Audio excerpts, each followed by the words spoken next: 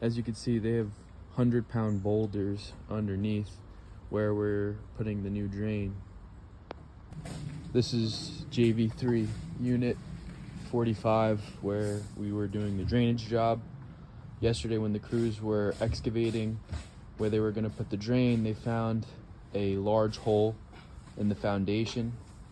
The crews also identified that below a certain point of the foundation, the builder did not apply stucco over the blocks that were used for the foundation, which allows water to enter and could be the problem in other locations where water's entering the vents. The crews are now making repairs to the hole in the foundation, and we'll keep you updated. The crews have already excavated out that way here, and they'll be going underneath this walkway so it won't have to be ripped up, and connecting it to that existing drain right there. The crews have also began excavating on the left side of the building where the perforated pipe was exposed previously.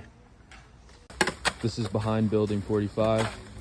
The crews have excavated this area in order to install the new perforated pipe, which will connect down all the way that way. They will be installing this box with a drain to collect all of the water from this area and then guide it down all the way to the end.